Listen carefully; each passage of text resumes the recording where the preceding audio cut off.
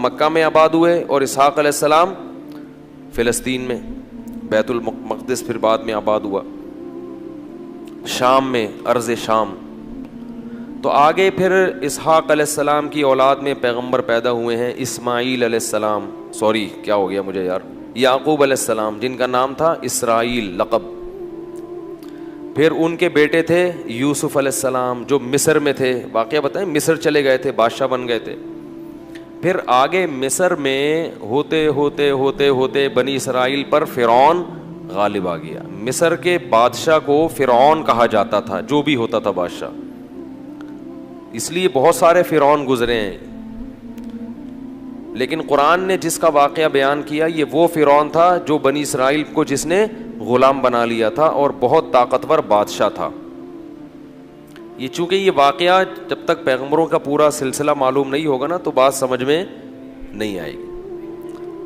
تو بنی اسرائیل کو پھر فرعون سے نجات ملی، صحیح ہے. پھر اللہ نے بنی اسرائیل سے کہا کہ اللہ نے فرعون کو تو خرد غرق کر دیا، اب تمہارے پاس ایک حکومت آئی ہے، ریاست آئی ہے، اللہ کی کتاب بھی آ گئی، اب تم جہاد کرو، اب تم اپنے پرانے وطن جاؤ. وہاں قوم عمالقہ کا قبضہ ہو گیا ہے، جہاں سے یعقوب علیہ السلام کو نکالا گیا تھا نا، بیت المقدس. ادخلوا الارض المقدسۃ التی کتب اللہ لکم، ارض مقدس، جیسے اللہ نے مسلمانوں کا مرکز مکہ کو بنایا ایسے اللہ نے بنی اسرائیل کا مرکز بیت المقدس کو بنایا تھا کہ پیغمبروں کا جائے وطن بیت المقدس ہے، مصر نہیں ہے. یہاں تو کسی ایک وجہ سے آ گئے تھے، اب اس علاقے پہ قبضہ کرو اور بیت المقدس کو آزاد کراؤ، وہاں تمہاری خلافت قائم ہوگی، پھر وہاں سے پوری دنیا میں جہاد ہوگا، کیونکہ دین برحق اس وقت وہی تھا. اس لیے بیت المقدس کی بڑی فضیلت ہے، ہزاروں پیغمبر دفن ہیں وہاں پہ. جتنے قرآن میں واقعات بیان ہوئے ہیں نا، 99% واقعات وہیں ہوئے ہیں شام میں. حضرت مریم کا بچے کی ولادت، عیسیٰ علیہ السلام کی تقریر، پھر موسیٰ علیہ السلام، زکریا علیہ السلام کا محراب میں کھڑے ہو کر اللہ سے اولاد کی دعائیں مانگنا، یہ سارے ادھر ہی ہوئے ہیں واقعات. یہ تاریخی واقعات ہیں. جو لوگ جاتے ہیں، اب تو بیت المقدس جا نہیں سکتے، بڑی زبردست جگہ ہے، اگر اللہ کسی کو توفیق دے تو وہ جائے ضرور، ان جگہوں کی زیارتیں کرے. تو وہاں پر کیا ہوا کہ بنی اسرائیل کو کہا گیا اب کچھ ہمت خود کرو اور ارض مقدس پہ قبضہ کرو. تو وہ کہنے لگے، وہ وہاں قوم تھی بڑی طاقتور، تو بنی اسرائیل نے کہا کہ بہت طاقتور لوگ ہیں، پہلے اپنے کسی بندے کو بھیجا جا کے دیکھ کر آؤ، اگر کمزور سے ہے نا کانگڑی پہلوان تو پھر تو جا کے لڑیں گے، اگر پاورفل ہیں تو ہم نہیں لڑ رہے بھائی. حالانکہ پیغمبر جب جہاد کا حکم دے دیں تو پھر وہ جہاد فرض ہو جاتا ہے. تو مشہور واقعہ ہے، بنی اسرائیل نے کہا اذهب انت وربك فقاتلا انا هاهنا قاعدون، اے موسیٰ تو جا اور تیرا رب جا، دونوں جا کے لڑو، ہم یہیں بیٹھ کے پروگرام دیکھ رہے ہیں. قال رجلان من الذين يخافون، اللہ فرماتے ہیں ان میں دو فرد جو اللہ سے ڈرتے تھے، انعم اللہ علیہما، اور اللہ نے ان پر انعام بھی کیا تھا، وہ کہنے لگے کہ چلے جاؤ، فَإِذَا دَخَلْتُمُوهُ فَإِنَّكُمْ غَالِبُونَ، جب موسیٰ کلیم اللہ کہہ رہے ہیں تو اللہ یقیناً مدد کرے گا، جاؤ ہمت کرو، اللہ غلبہ دے گا. ہمارے حضرت فرمایا کرتے تھے کتنے مبارک ہوں گے یہ دو فرد جن کا اللہ نے قرآن میں تذکرہ کیا، اور اللہ گواہی دے رہا ہے کہ یہ دو انعام یافتہ لوگ تھے. کہہ رہے ہیں کہ بھائی پیغمبر کی مانو، اپنی عقل مت چلاؤ. وہ لیکن کہنے لگے نہیں بھائی ہمارے لیے بڑا مسئلہ ہے یار. موسیٰ علیہ السلام کو غضب آیا اور انہوں نے اس مرتبہ دعا مانگی، اے اللہ میں اپنے اور اپنے بھائی کا تو مالک ہوں، ہارون کا، تو ہمیں کوئی حکم دے، ہم نہ کریں تو ہم سے پوچھ، یہ قوم میری سمجھ سے بالاتر، اتنے تیرے انعامات ہوئے، سب کچھ ہو گیا، لاٹھیوں کو سانپ بنتے ہوئے دیکھا، سمندر کے ٹکڑے ہوتے ہوئے دیکھا، فرعونیوں پر مینڈکوں کا، جوؤں کا، آگ کا عذاب، خون کا عذاب، ہر طرح کے عذاب دیکھے. اس کے بعد بھی اب یہ قوم ہمت خود کچھ کرنے کے لیے تیار نہیں ہے. سارے کام کون کرے گا؟ اللہ ہی کرے بس آسمان سے. کم ہمت.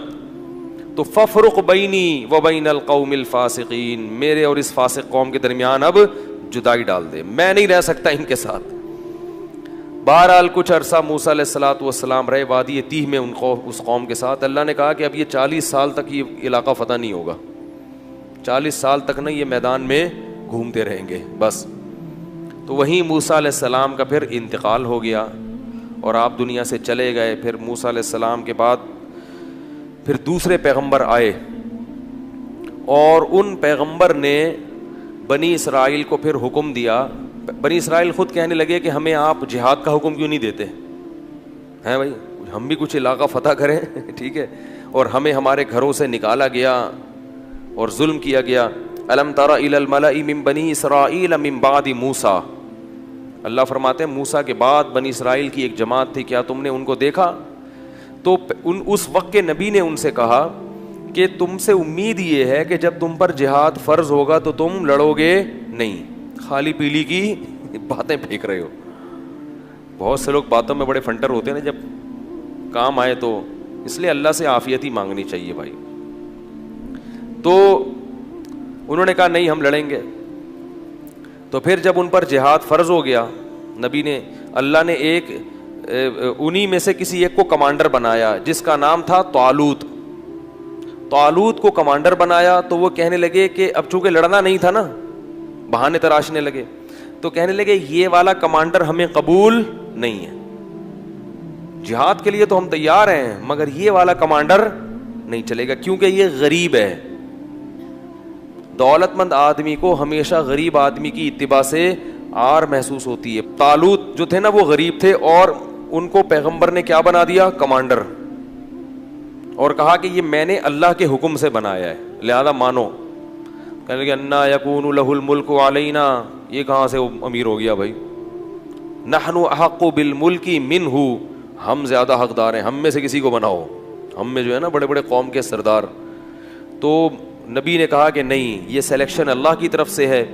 اور ان کے برحق ہونے کی ایک علامت یہ بھی ہے کہ حضرت موسیٰ اور ہارون علیہ السلام کی کچھ یادگاریں, کچھ تبرکات, جو ان کی کچھ اشیاء تھیں. بنی اسرائیل کیا کرتے تھے کہ جب بھی کہیں جہاد میں جاتے تھے تو حضرت موسیٰ علیہ السلام کی لاٹھی اور اس طرح کی کچھ چیزیں جو ان کے پاس رہ گئی تھی نا, وہ لے کے جاتے تھے تو اللہ ان کو فتح عطا فرماتا تھا, اس کی برکت تھی. کیونکہ وہ ظاہر ہے متبرک لاٹھی تھی نا حضرت موسیٰ علیہ السلام, اب اس سے سانپ تو نہیں بنتا تھا, لیکن ہارون علیہ السلام اور موسیٰ علیہ الصلوۃ والسلام کی اس طرح کی چیزوں کو تبرک کے طور پر وہ استعمال کرتے تھے اور اللہ کی مدد شامل حال ہو جاتی تھی. تو بنی اسرائیل کو طالوت نے پھر انہوں نے جو ہے نا وہ تابوت آیا جس میں وہ تھی, تو فرشتے اس کو لے کر آئے, تو ان کو اطمینان ہو گیا کہ اب اللہ کی مدد یقیناً ہوگی, تو میدان جنگ میں اس کو لے کے جاؤ ساتھ. قرآن میں آتا ہے کہ جب حضرت طالوت علیہ السلام لشکر لے کے نکلے ہیں تو انہوں نے اپنی قوم سے کہا کہ دیکھو لڑائی کیونکہ بہت سخت ہے, دشمن بہت طاقتور ہے اور ہم ہیں کمزور, تو اللہ تمہیں پہلے آزمائے گا, یعنی اللہ کی مدد کے لیے جنگ میں فتح نہیں ہو سکتی. تو اسباب میں تو ہم کمزور ہیں, اللہ تمہیں امتحان کرے گا کہ تم میں تقویٰ ہے یا نہیں ہے.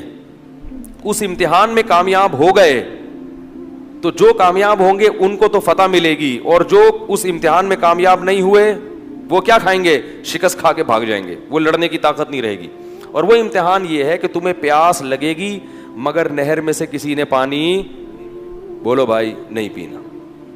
پیاس لگے گی, یہ پیاس بعد میں ختم ہو جائے گی, مگر اس وقت اللہ نے امتحان لیا ہے کہ ایک آدھ چلو پینے کی اجازت ہے, پیٹ بھر کے پانی پینے کی اجازت نہیں ہے. اس میں کامیاب ہو گئے تو لڑنے کی طاقت بھی اللہ دے دے گا تمہیں.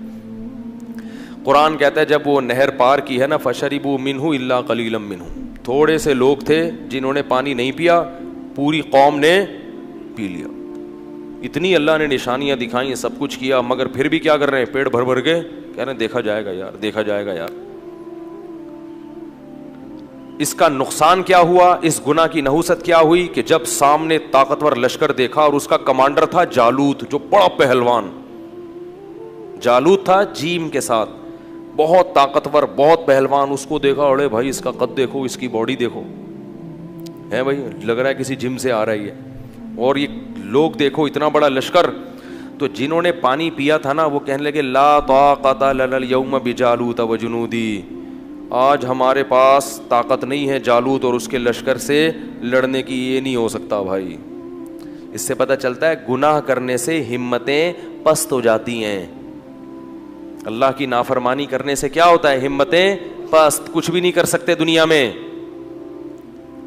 اللہ کے لیے کچھ نہیں کر سکتے. پھر لا طاقت اليوم بجالوت وجنودی قال الذين يظنون انهم ملاقو اللہ. اللہ فرماتے وہ لوگ جن کو اللہ سے ملاقات کی امید تھی کہ ایک دن اللہ کے سامنے کھڑے ہوں گے, اس کا ہمیں بدلہ مل جائے گا, وہ کہنے لگے کہ کم من فئۃ قلیلۃ, دیکھو کتنی ہی بار ایسا ہوا ہے کہ ایک چھوٹی سی جماعت کو اللہ نے بڑی جماعت پر غلبہ دیا ہے. ہمت کرو, کیونکہ پیغمبر کے حکم پہ آئے ہیں ہم. خود سے جب آئیں گے تو دو رائے ہو سکتی ہے نا کہ بھائی صحیح کیا غلط کیا. اب تو اللہ کہہ رہا ہے تو غلط ہو ہی نہیں سکتا, اور اللہ نے ہمیں شکست دینے کے لیے تھوڑی بلایا ہے, تو اللہ غلبہ دے گا.